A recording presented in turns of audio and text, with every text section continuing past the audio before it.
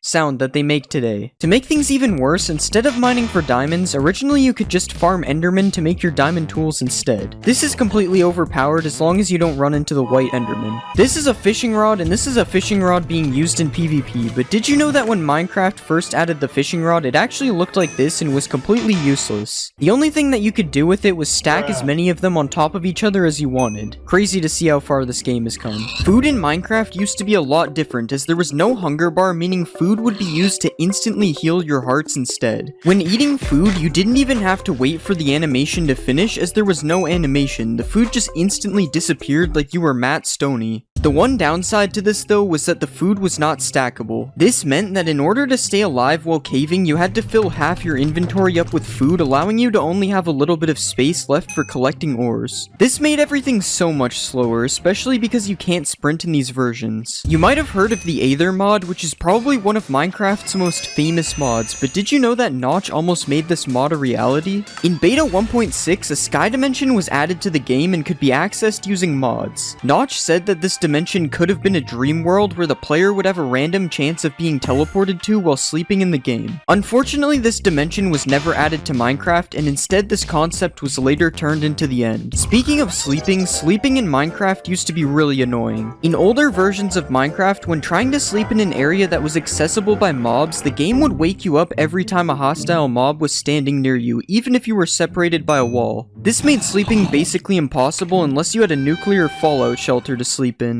We've talked about some of the things added for April Fool's updates already in this video, but one of the most interesting April Fool's updates was 1.rv-pre1, kind of a weird update name in itself. In this update, a few items were added such as the ankle monitor, 3D glasses, and even a smartwatch. They even added a USB charging block which could be used in the exact same way that a redstone block is used today. Now obviously all of these items were added as a joke, but it would be kind of funny to put somebody on house arrest in your Minecraft world. In this video, we are going to be looking at a bunch of different satisfying experiments that you can do in Minecraft. Starting with this single warden who really wants to kill me, but he can't, so he does this, which is cool and all, but it isn't satisfying. So what will happen if I spawn 100 wardens and have them do the same thing? Oh my god, I'm pretty sure I went so high that it bounced me. And sure, that was satisfying, but not as satisfying as cutting down bamboo in this bamboo-only world, which I actually can't stop doing. And what's even more insane is watching this from above, just like covering the entire world in Skulk, which you can do with the help of a couple million Ravagers and a Skulk Catalyst. And now we wait as the entire world turns into Skulk. Wait, I wonder what would happen if I added even more of these. Okay, I think I broke it. There's a literal Ravager fountain coming from the sky. Oh my god. This is a chest full of random materials, which if placed a bunch of times like this, you can break all the chests and watch all the items fall out, which looks pretty nice. But the best part of this isn't the items falling, it's picking them up, which sounds super satisfying. I could literally do this for hours. Something else you can do is place a bunch of shulkers full of netherite above a lava pool, and then when you break them, this happens. And if you use a command block to place an infinite block like this, and then you use another command block to give yourself a 1 durability pickaxe every tick, you can infinitely break pickaxes, which makes this very satisfying sound. Uh-oh, I think I'm sick. I'm throwing up pickaxes. This is working quicksand in Minecraft, which can be made using this secret formula. First, you place some soul sand on the bottom, then you place some water above, and then you place some cobwebs on top of all that, and after that, you need to just place some sand on top that's ready to be dropped in. And now you can drop the sand and watch it all fall into place, which is pretty satisfying. After that, you have a working quicksand that you can't escape. But that's not the most satisfying part. If you remove the cobwebs like this, and then drop some more sand on the top, you can make this really cool bubbling effect, which looks like it doesn't even belong in the game. This effect can also be used in a square like this, which looks pretty nice, especially when all the sand and gravel breaks at the end. Or you can drop a line of sand and gravel like this, which kind of looks like a worm when it first drops. Another thing I found that looks pretty cool is this concrete powder turning to concrete like this, and I also tried it in a line, which looks pretty nice as well. This is a village that has a massive amount of dripstone above it, which is already kind of cool to look at, and I'm going to be dropping the dripstone on the village using this machine here. Oh my god, I think my PC is going to explode. Hopefully it looks good on replay, because I literally can't see anything. Okay, somehow we actually had a couple of survivors this time, but I'm going to add a layer of anvils, sand, and gravel to drop on the village as well. And now let's spawn Timothy. Hopefully he survives. Okay, first let's drop the anvils. That was much less laggy. Now let's add some sand. It's looking like Bikini Bottom down there. And finally the gravel. Okay, there's no way Timothy survived all that. Oh wait, he's actually right here. Honestly, doing that had me feeling like I was 9 years old again, so let's try some things we all did as kids in Minecraft. First, I'm going to be burning down a forest. Okay, this is taking forever. I guess I have to do it the old-fashioned way. Now that's some good forest burning. What about blowing up a ton of TNT? I think this was a mistake. If you make a box like this, and then place a repeating command block to spawn zombies, you can make an infinitely dying zombie. That's not what I meant to do. What you can actually do is spawn a bunch of zombies inside of the box, and then you can kill them all with a sweeping edge 100 sword, and it's honestly pretty satisfying. I wonder what happens if we make the box even bigger. Okay, that was so much better. Another satisfying way to kill a bunch of mobs is with a piercing crossbow. But this crossbow isn't gonna cut it. It only killed 4 of them. We need a max piercing crossbow. Alright, and let's kill the villagers in 3, 2, 1... Okay, it didn't reach the end, but we'll just pretend it did. What happens if you break these plants that go up to sky limit? It's literally raining twisted vines. Now let's do the cactus. Okay, that one actually looked kind of nice. What about the sugar cane? Whatever this thing is. And finally, bamboo. Bamboo definitely has my favorite sound out of these. But something that might sound better is a massive dripstone hitting the ground. Okay, let's just use this genius redstone timer to make sure we don't miss the sound. And now we fall all the way to the bottom. I like how it just gets faster the more that fall. Apparently, if you place a bunch of end crystals inside of each other, it looks really satisfying. But it doesn't seem to be working for me, so I guess we have to use a command block. I think we placed them on the wrong block, but it's definitely working. This thing actually looks so cool. I can't believe this is in Minecraft. Wait, I wonder what happens if we touch it. For this next one, let's build a giant cactus farm. And yeah, that's pretty much it. Just watching them pop up all over the place is really satisfying. Another satisfying thing we can do is place skulk sensors in a row like this, and then we can fill all the empty slots up with TNT. And now finally, if we drop an item on it, it makes this really cool pulsing effect. Oh yeah, I forgot it would all blow up. For this next experiment, we are going to need a massive pyramid, so let's build that. Okay, that literally took me almost 30 minutes and I didn't even finish it. But now what we can do is place water in the middle and watch it all flow down the pyramid. Was that worth the 30-minute wait? Probably not. We can also drain all the water as well, but it's definitely not as satisfying as watching it flow down the pyramid. Earlier, we dropped a bunch of anvils on a village, but I wonder what it would look like if we dropped it on a regular world. Okay, it kind of just started. I didn't mean for that to happen. But yeah, that was still pretty cool. Now let's take a break from experiments and check out some of the most satisfying maps in Minecraft. These are 7 colored rings made by Bosca Winks, and when you fly through them one after another, it's actually really cool to look at. Just like this massive spiral made by Amy Oak, which looks especially cool if you fly through it with an elytra like this. This is an island in the shape of a Mobius strip that was also made by Amy Oak, which I honestly have no idea how it works, but it's definitely really satisfying to look at. And another thing that I don't understand is this Penrose triangle made by Aliscata, which also looks really cool from far away. Wait, I wonder what will happen if I turn it to sand. These next 3 builds were made by Adamax EP, and these are more like illusions, but they are still really satisfying to look at, especially this one, which will probably make you dizzy if you spin fast enough. If you put a Jeb name tag on a sheep, it makes it rainbow. So I wonder what will happen if I make a big pit and fill it with Jeb sheep. This is pretty normal. I see this every day in survival. Okay, now this is insane. You can barely even tell that there are sheep in the hole. Next, let's create a sand-only world and see what happens. Oh wait, I have to break the block first. There's a short amount of time before it becomes way too laggy. So now let's make it laggier with concrete. This would probably look so cool if it wasn't a slideshow. Next, I decided to make a sapling only world, and watching them grow was actually really satisfying. I can't move on until all the holes are filled. Another experiment similar to this idea is making a drip leaf only world. I honestly had no idea what would happen with this one, but it's probably one of my favorites so far. And the last world I made was a cactus only world, but it didn't really go well, so we'll just move on. If you place 2 slabs like this, and then you push them together with a piston, you can make an illegal slab. So I wonder what it would look like if we copied the build a bunch of times to make a wall of illegal slabs. Honestly, I'm not sure if this is satisfying, but it's definitely pretty cool, and also really laggy. Picking up a ton of XP can also be pretty satisfying. Okay, it just won't stop. It's been doing this for like 5 minutes. And for the last experiment, I decided to put some bees in a nest. A lot of bees. Okay, if we set it to day, they should all come out at the same time. Oh my god. Yeah, I don't even know if that was satisfying. It's kind of unsettling, actually. If you could go back 14 years in time, what would you do? If you answered load up Minecraft and play some old mods, what are you doing? You can do that right now. For the next 100 days, I'm playing Minecraft's oldest mods. Some of the most recognizable mods in Minecraft history, and some of the most forgotten ones. And it all begins on beta 1.7.3. The mods I'm playing are from a mod pack called Mango Pack, and I'm gonna be introducing a new mod every 5 days, starting with the Aether. This is not the Aether, I know, but we have to go here first. The Aether. That only took a whole day.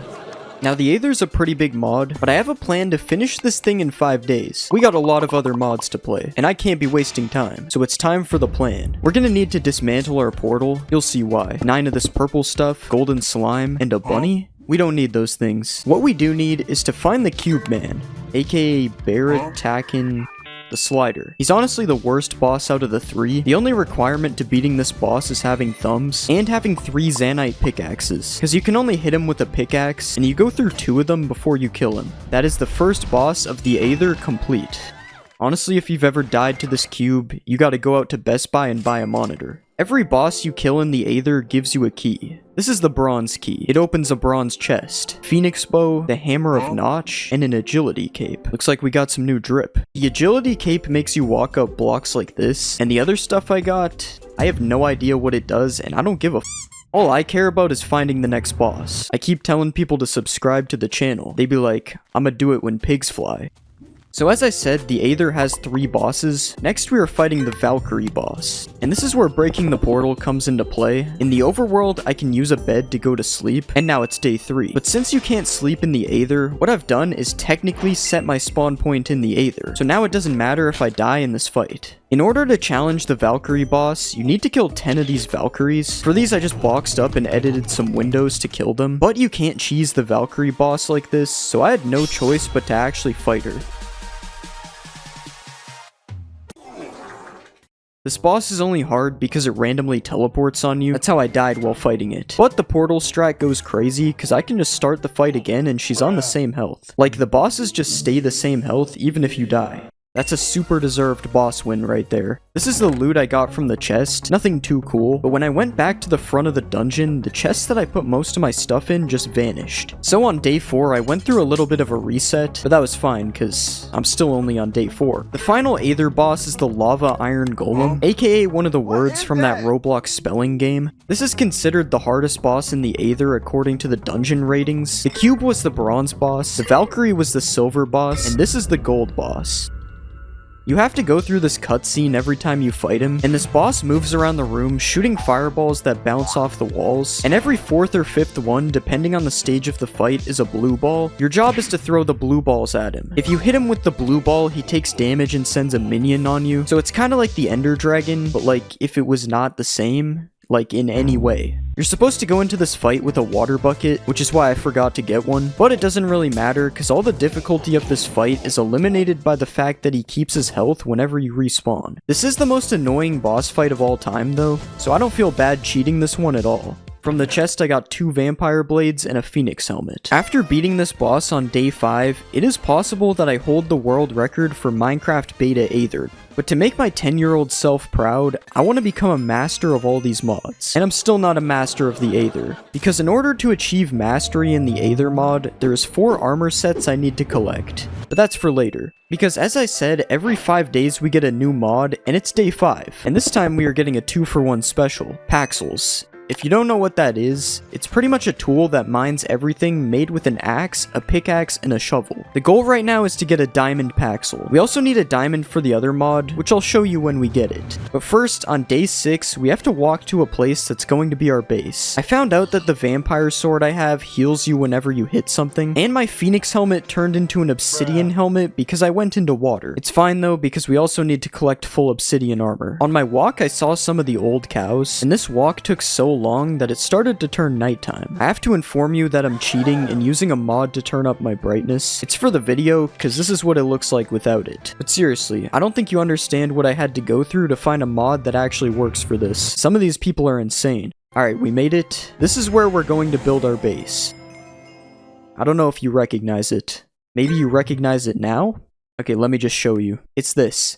It's the mountain from the texture pack thing. On day 7, I started cracking open a mine underneath the base. This is true old Minecraft tradition. You got a staircase under the base. I found iron, made an iron Paxel. Going up the staircase is so nice with this cape. Then I just accidentally uncovered some diamonds while starting to strip mine. I promise I didn't x-ray. This video's not that OG. Anyways, 7 is the perfect amount for the diamond Paxel, so goal 1 is complete. And I also missed a diamond, so we can get the other mod item if we get some redstone. Forgot this takes forever to mine. Extra iron, x-ray to some more diamonds, and we finally just need to get some lapis. But lapis is the real diamonds when you're 10 years old and don't know what lapis is. I definitely didn't used to think lapis was diamonds. I ended up finding a spawner before I found lapis, but on day 8, I finally found the dark blue diamonds. After this, I must have been feeling like Superman making this play. I thought I was invincible or something. I also almost got caught lacking by a creeper, but luckily the Unk instincts kicked in.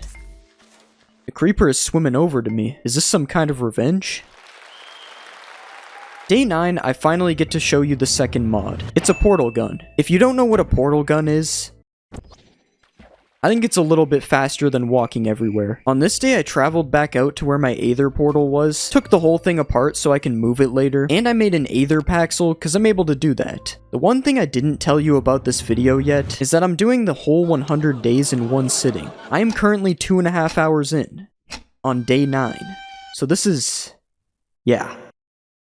Wake your ass up because it's time to go beast mode.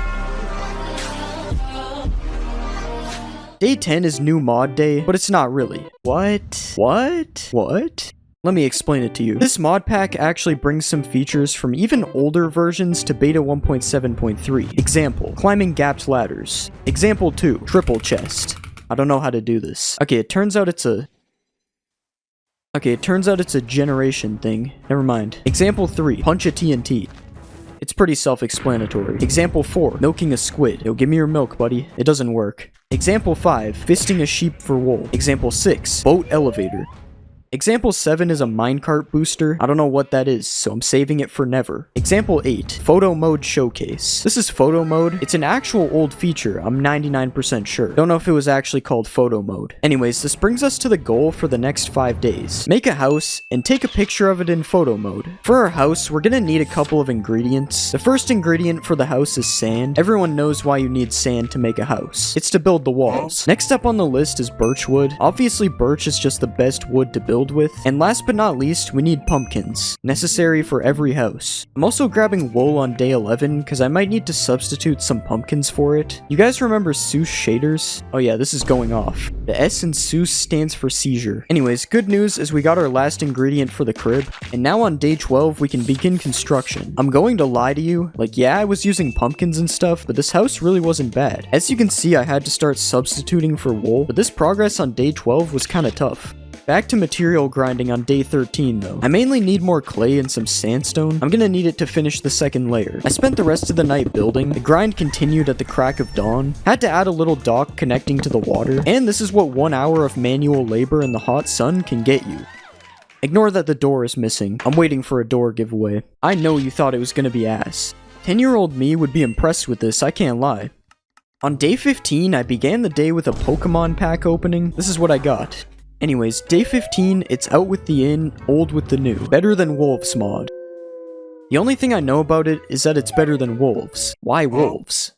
We have 7 objectives to complete in this mod, and for the first one we need to hoe dirt, because hoeing dirt in beta gives you seeds, and in Better Than Wolves you can get hemp seeds. After that we can make a Better Than farm for hemp in front of the house. The fences stop you from trampling the crops, somehow. If you want to bone meal hemp, that's banned, but it doesn't matter right now. We just need wheat. And then we can start our first Better Than objective, cooking. This is a millstone, and I have to use a hand crank to turn wheat into flour with it. After that, we can put flour into a cauldron, but a cauldron needs fire to cook, not a hand crank. Obviously. Who would think that? Everyone knows I'm the dumbass who thought that. It's right there on the screen, 4K. I spent the rest of the day digging an area to put the cauldron, and on day 16, somehow it turned into this big hole. Okay, I had to kill 2 birds with 1 stone. I need netherrack to keep the fire under the cauldron going, so I might as well build a portal room while we're at it. The extra nether portal is, for something. You'll see. I got netherrack while being shot at by the entire US military, but then when I went back through the portal, it took me somewhere offshore. I don't know where this is, but I broke the portal to make sure it never happens again. I had to Uber back to the crib, but we got our cauldron area set up. Now I cook some flour, and boom! I'll give you 5 big justices. We're sorry about your brother that passed away. Nah, but seriously, it just took me 2 days to make donuts. Also, remember I started growing hemp on day 15? Turns out I didn't. And if you're wondering why the hemp even matters, it's the main thing I need for like everything else in this mod. Like rope down thingy, which is our next objective, it requires hemp, and lots of it. So here I am breaking soul sand, because I guess I need that for something. Anyways, the nether portal did the thing again, so that's broken for the rest of the video. I made a cement bucket. It's super useful as we will not be using it. I also made a block dispenser, which doesn't actually do anything. And then I actually found the secret to growing hemp. You need to put it underneath these light blocks to grow it. So on day 18, I grabbed a bunch of redstone, some glowstone, and more hemp seeds, because it's time to actually go beast mode and start our hemp empire.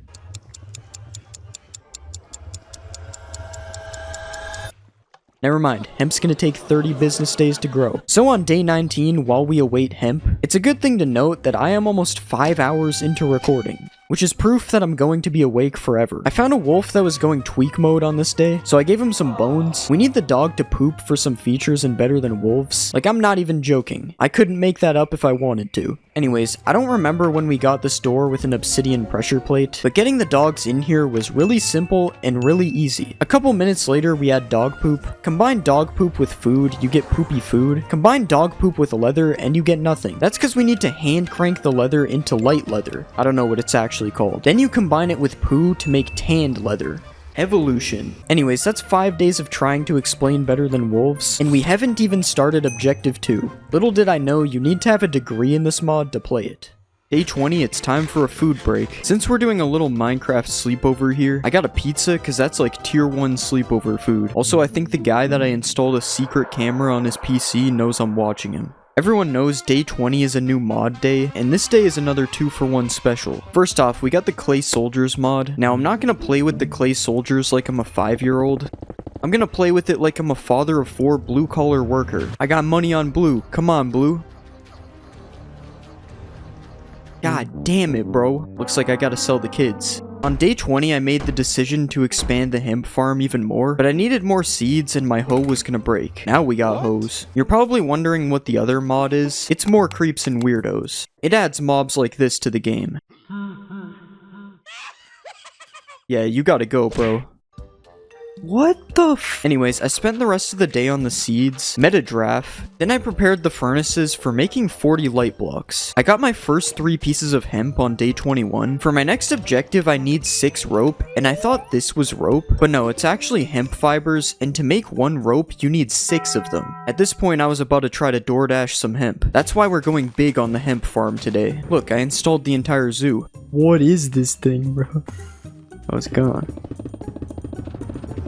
That's the whole hemp farm complete. It's an endgame hemp farm, as it should get us all the hemp we need for better than wolves. So on day 22, I used the extra hemp we have to make our first 2 pieces of rope. And today was just kind of a random day. All I can do is wait for the hemp to grow, so I hit the mines looking for diamonds. And on day 23, I left the casino empty-handed. But our first hemp in the new farm had fully grown. Apparently hemp grows faster underground. That would have been good to know before. Anyways, now we have 5 ropes, so only 1 more to go. I did some chest org for the rest of the day, and that's literally all I did. But day 24 is the most eventful day ever, because I crafted an axle. And I didn't realize it, but the axle has nothing to do with this objective. All we needed was this thing, and we can put rope on it. So we never actually needed 6 rope. The rope also doesn't work to go down to the portal area, so I just had to put it on the back of the house instead. Wow, what a great objective. Anyways, objective 3 requires me to cut wood with a cutter. But unfortunately, the cutter doesn't work unless you have a windmill. Getting a windmill is also one of the objectives, but it's going to take all 40 of the hemp we have growing to make it. So pretty much we're progression locked until we get a windmill. But who cares, cause day 25 is new mod day.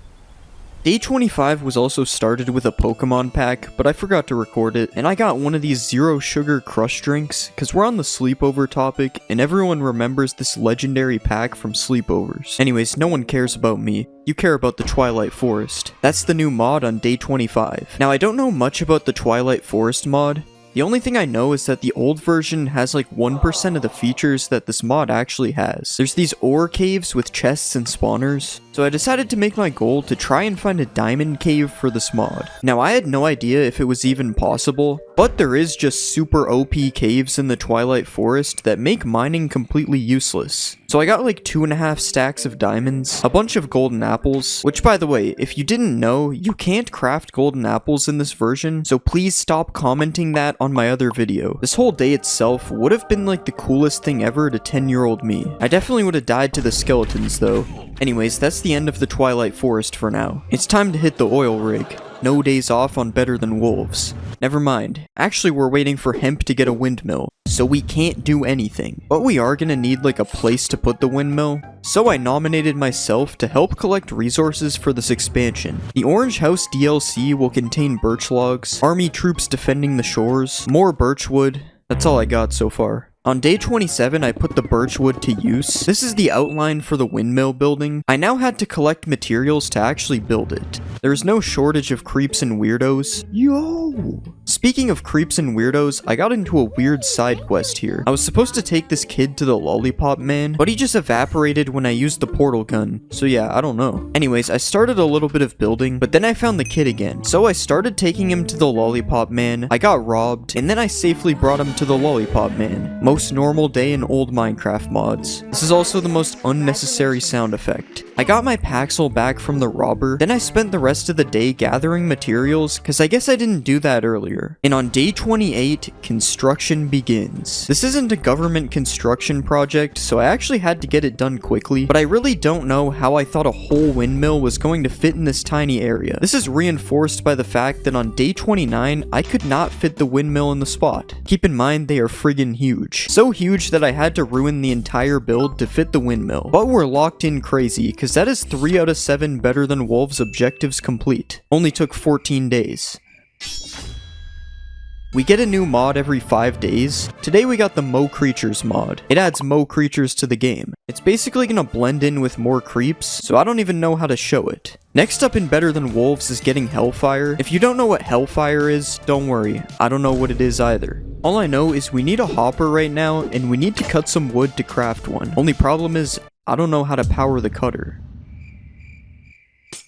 What? The solution to this is to create a power line using axles, which is the thing I accidentally made way earlier. I got wood to make them, and here's my amazing cutter setup. All this was done to get these panels to create an old school hopper. The difference between this hopper and modern Minecraft is like literally everything. They are completely different. Like for example, it spawns a ghast when you make too much hellfire dust from it. The ghast is like invincible too. The fireballs don't kill it. But now we have Hellfire Dust, which is almost a Hellfire Ingot. So on day 31, we take this to the cauldron, and 8 Hellfire Dust equals a Hellfire Ingot. Now this Hellfire Ingot can be used to make steel, which is objective number 5. To get this, we need a lot of crazy stuff, starting with a turntable. This turntable turns clay into a pot. The pot is then supposed to turn into a crucible, but to get a crucible, I need something called stoked fire. I don't know what that means. It involves something called a hibachi that takes more hellfire to make, and if you feel like I just introduced way too many things at the same time, that's exactly how I felt playing. I don't know if I ever showed this, but you have to grind up netherrack first before you can make hellfire dust. It takes forever and sounds awful. We also got sharks now. The rest of the day is legitimately just this. And on day 33, I went to the nether to start grinding hellfire dust. I did this in case a ghast spawned. Anyways, after all that, we got 3 hellfire ingots. And so we can craft a hibachi, but this is where Better Than Wolves turns worse than wolves, I'm not gonna lie. Cause to make a crucible, I needed a thing called a kiln. Now first off, I didn't even know how to light the hibachi. I needed to make this thing called a bellow for some reason. This is the only good part of the day. I found a duck. Now that we have the bellow, it kinda like doesn't do anything. And there was an easy solution for all of this, but I was just misunderstanding it. I was low-key kinda done with Better Than Wolves though. I thought I needed power from the windmill in order to light this. So on day 34, I wrote, I give up bro. It's gonna burn the whole house down if I put it on the top. And instead I took a Minecraft beach day. Honestly, I get nightmares from Better Than Wolves. I have PTSD from this mod. So for the next few days, I was happy to say we are taking a break from Better Than Wolves. Instead, I decided to chill on the beach. This is max level unemployment. Guess what though? We got Pokemon packs. I gotta just retire from trying to do this. I am so shit at showing the packs. No pulls anyways. And now we spend the rest of the day watching the random animals in the water. Shout out Mo Creatures. Also saw the Rizzler at the end of the day, so that was cool. People love to ask me how I spend my day after taking paid time off from Better Than Wolves. I like to craft an airship. You would think the airship mod is gonna be another grind mod, but it's just not. It's super easy to make. I was getting wool for the rest of the day for something that's not an airship, but on day 36, I was ready to hit the skies. After getting this horrible potion effect from a MOA, it literally takes control of the keyboard from you. Guess what? I have an airship, and I literally have no idea how to fly it. Turns out we need fuel to keep this thing afloat. But yeah, I figured that out pretty quickly. Anyways, rest in peace to the airship. I thought right-clicking would let me shoot arrows. Yeah, we're not getting that thing back. Honestly, who even cares about the airship though? We have this old wool color, and I'm filling the entire island in with this color of wool. And that's a stack of wool. Right there. We need more wool.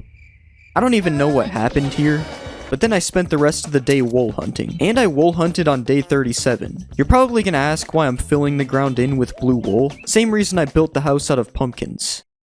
But yeah, after a day of experiencing some weird mobs, we only had 39 wool, which means we needed to bring out the methods on day 38.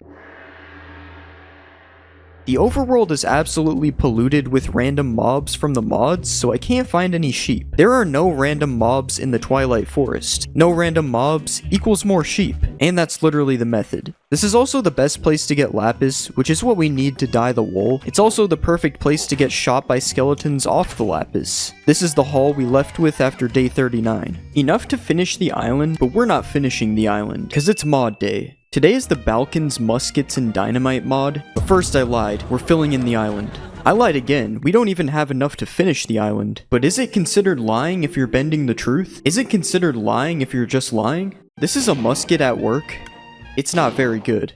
So now we just need to get a piece of TNT to make dynamite. I fought the most stupid mob ever on this night. This thing has more health than the Ender Dragon, and it only drops a golden apple. I also killed this thing. And at the end of the night, I found enough gunpowder for a TNT. What the f is an industrial TNT? On day 41, I had to get more gunpowder for an industrial TNT. Bro!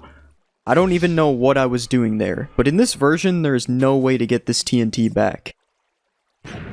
So yeah, welcome to the NYC subway tunnels. We need 15 gunpowder to leave.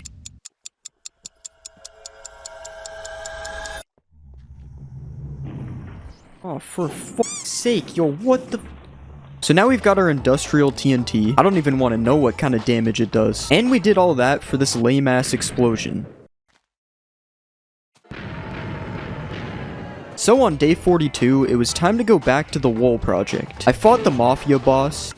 Not there. Ooh, right in the chop. Put in some work on the floor. And finally, by day 43, we had the perfect Minecraft island. Yeah, this looks stupid. But you still haven't seen the final form. Give it time. Don't even ask what I was doing on day 44. I don't even know what I was doing. I'm not gonna lie, when you play 100 days of Minecraft with no breaks, you wind up not remembering 90% of the things you did. But these next 5 days, I will remember forever. Because we're finally back to Better Than Wolves. Swear I heard the Dracula theme song in my head. It's also mod day, but the mod is supposed to be the Zeppelins mod, and I couldn't find anything about it. Turns out I could have just searched Google, but when you're 13 hours deep into Minecraft, you become immersed into the game. There's no Google in Minecraft. Okay, so Better Than Wolves. Where do we leave off? Trying to make steel. But guess what? What if I told you this thing isn't for lighting the fire? You light the hibachi fire with redstone. So that's one of the top 5 dumbest moments. Anyways, on day 46, we got a water wheel. That was one of the objectives. And now it's time to steal. If you're wondering what the bellow thing is for, I pretty much just hand crank it to stoke the fire. We can turn coal into coal dust, then it's coal dust, 3 iron, and a hellfire ingot to make steel. That was it. That was where we quit. But thankfully now we only have one more Better Than Wolves objective left. Anvil.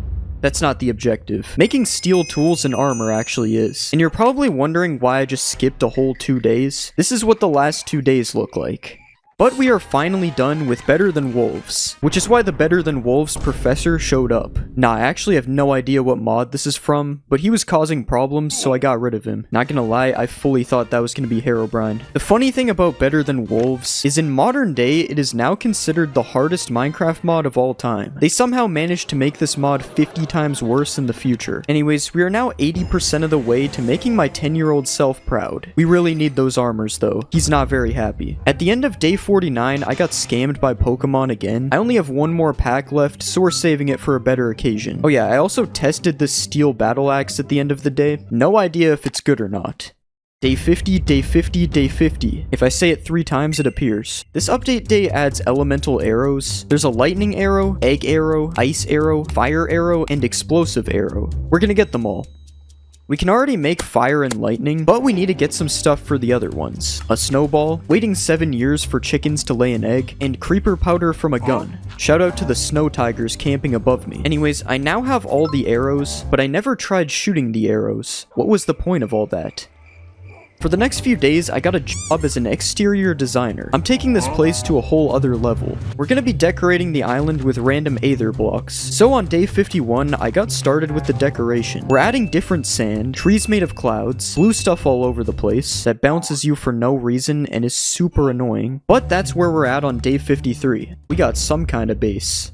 Don't know what's going on in the bottom right. On day 54, I got productive. I was actually watching 22 Jump Street. But it's part of the nostalgia experience, because that movie came out when I was like 11. So it's actually part of the mod pack. The same mod pack where you can tame a wiener wolf.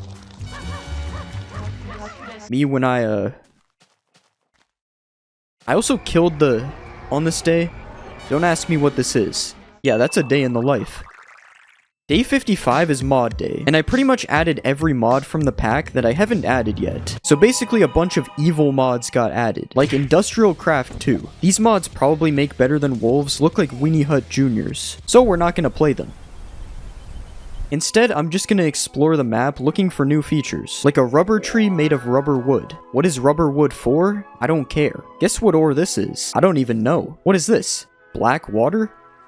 These industrial mods had a world gen option, and honestly I was expecting something cool, but it just adds essential items to play the mods, which is why on day 56 I was excited to hear this. Attention. There is a battle castle near your position. I had just been drafted to the Hunger Games. Nah, it's actually a more creeps and weirdos structure. A castle, filled with weird mobs, strange loot, and a king at the top of the castle. Definitely the weirdest place I've been. On day 57, I put all this weird loot away in a chest, except for the cookies, because you can use them to tame a camel. Slightly different than how it works in 1.21. Oh yeah, my wiener dog also passed away today. Rest in peace. I don't feel bad, I was gonna eat him anyway. Now that we've been through the entire mod list, it's finally time to do what I said I was gonna do on day 5. Aether armor sets.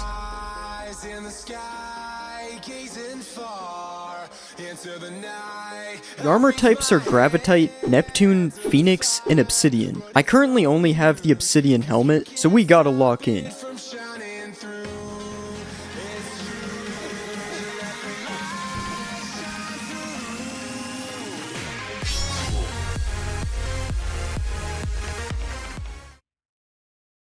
I still only have the Obsidian helmet, and it took a whole day, and a whole set of armor to do that boss fight. Good thing the Twilight Forest exists. Another day, another Valkyrie dungeon. Neptune boots. My favorite feature happened on this day, and on day 59 I did a cube boss. Complete waste of time, but don't worry, there was another one. This is why I saved this to the end. At least the gummies are good. They heal you to full health, so I don't know why I just wasted one on 2 hearts. This is where the no sleep part of this really began to set in. Before this I was too distracted by all the new shiny mods, including the guy holding me captive in his basement known as John Better Than Wolves. But now there's nothing new, and there's nothing shiny. Got a 3-piece meal off today's boss fight though. Day 61, I accidentally went through the nether portal, so I had to go back because of that glitch, and I started the day off with another cube. Cool fact about these bosses is that they have a different name each time. Not that I could ever pronounce any of their names. Something else I really love about these fights is the magma boss cutscene you have to sit through every time. It's almost as fun as the actual boss fight. And this is insane. Okay, but how about no armor pieces? And on day 63, it was the exact same story. Nothing. Phoenix boots. That's actually good. After every boss fight, there was another shift in the morning. Every time I walked into this magma dungeon, I told myself this is the last one. But like any professional gambler, that was not true. Well, this is a Valkyrie dungeon, but you get the point. There's always another spin on the horizon. On day 66, I was in the Twilight Forest trying to get more armor. Day 67, I was getting that armor. And on day 68, I'm still getting armor? I don't know how it took me that long. And the rest of the day, I fought big rats in the nether. It's been 12 days since we started looking for the remaining armor pieces, and honestly, something needs to change. I'm so bored.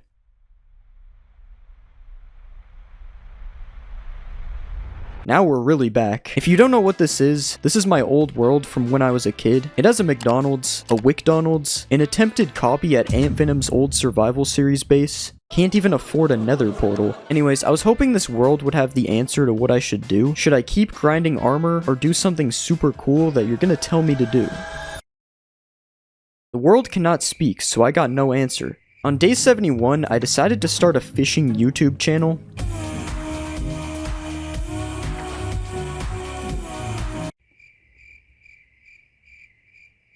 At least I was excited to sleep. Maybe I just need a friend in my world. Where is he? Okay, maybe it didn't work out with me and Herobrine. Like, we're just at different stages in our life, and I respect that.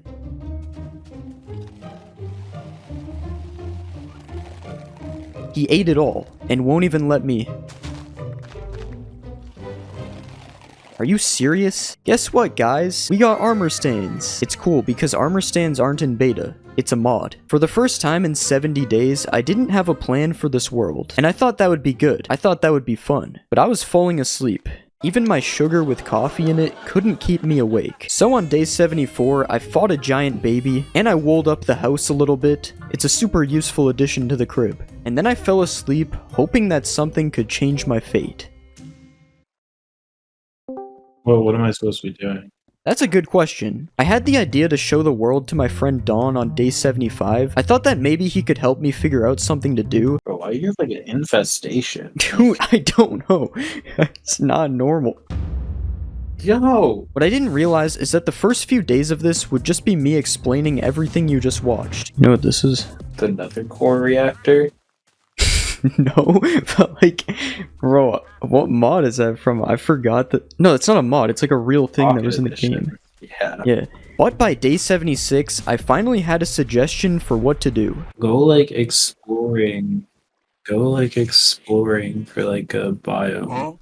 While it wasn't the best suggestion, it still was a lot better than fishing and trying to spawn Herobrine. So I guess it's time to exploring. What the hell is that? The sea monster? Okay, I actually don't know what this is. It's a G. I don't know what that guy is. What the? What the hell?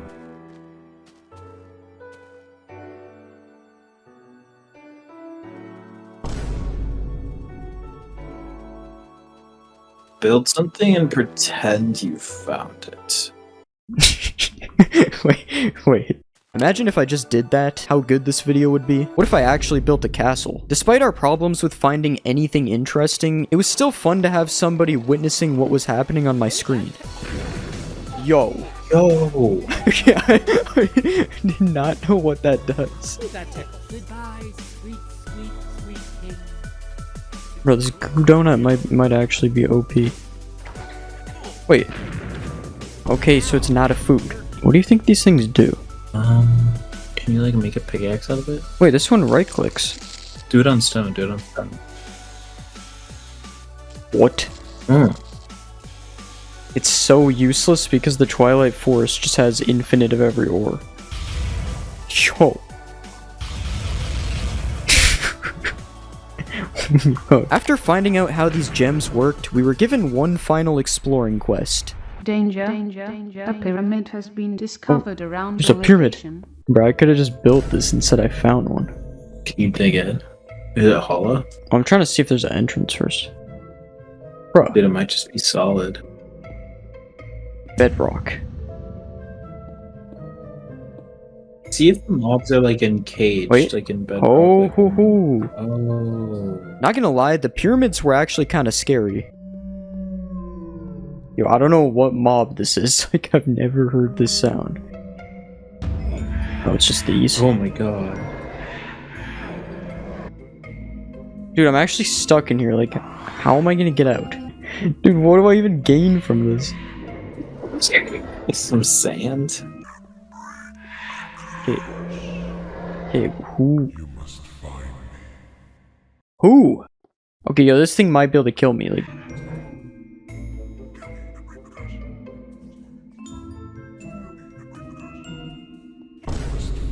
this him? That's him? Congratulations. You got to do That's the more boss. than weirdo. And there's just nothing in here. 10 cakes in a stack. Oh. Now this is the boss. Oh, what is he doing?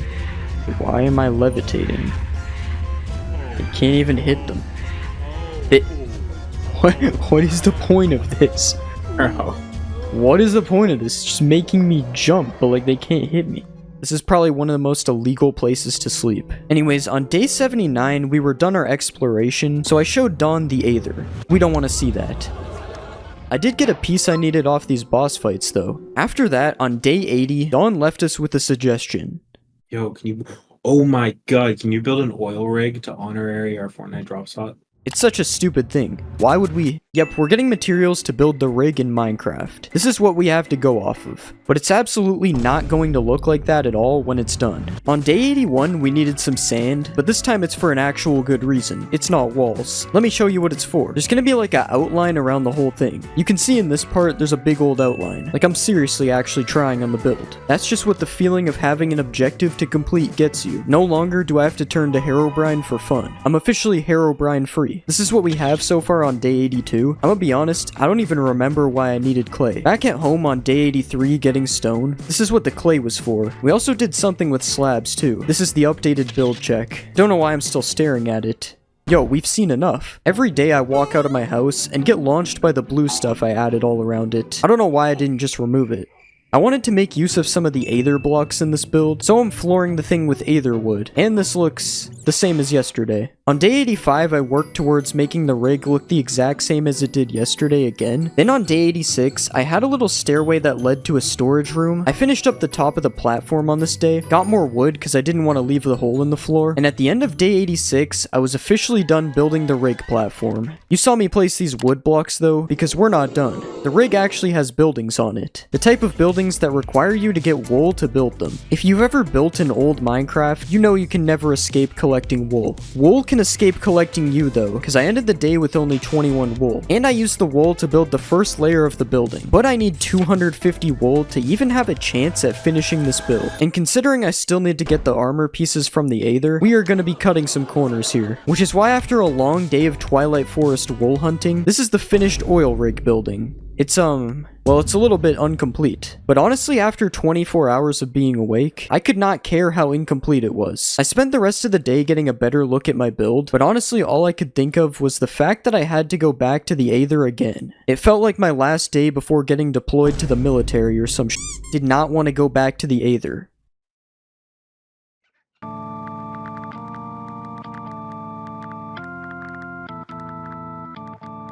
On day 90, it was finally time to get the remaining 5 pieces of armor. After exploring a pyramid, building an oil rig, it's time to go back to the 9 to 5. But first, the last Pokemon pack will decide our fate. I forgot to record the pack, but this is what we got. It's decent, so that means we get good armor luck. This is the good luck I'm talking about.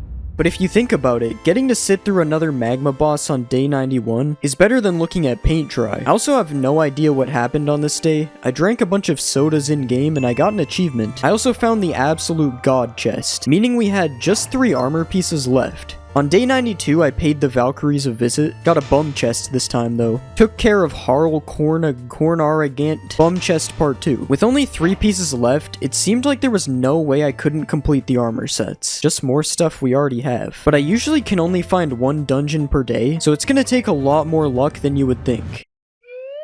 Why did it go up? That's why on day 94, finding another pair of Phoenix boots wasn't very good. Combined with the fact that I needed to go home to replenish my armor, we are seriously running out of time. On day 95, I found out about these life shards that give you a permanent heart, and I continued looking for dungeons when the worst thing that could possibly happen happened.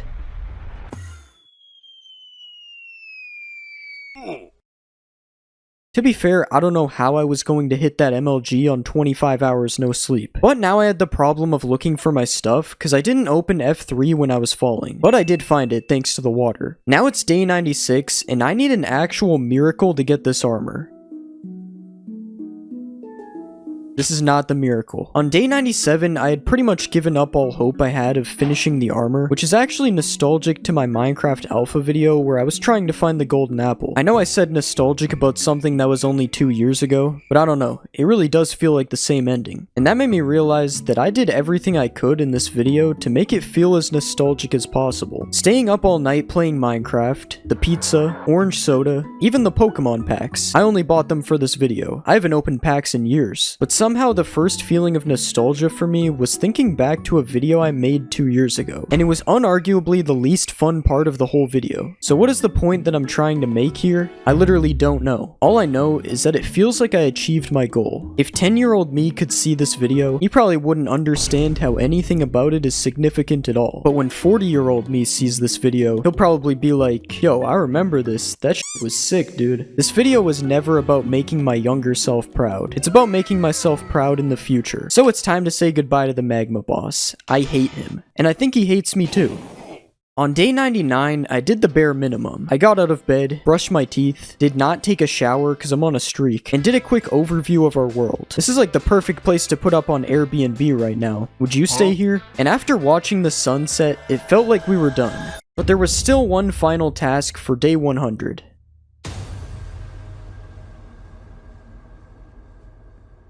You see it? Damn. No, you want to see the best part of it though? Yeah, I do. You see this? Yo. Tiantina, bro. So, are Minecraft's oldest mods still fun? I couldn't play most games for 26 hours straight, so I'm gonna have to go with yes. While they may be a little bit old and a little bit weird, that doesn't take away from the fact that I definitely enjoyed playing them, as long as you ignore the later half of the video, and better than wolves. Okay, maybe it wasn't that good actually.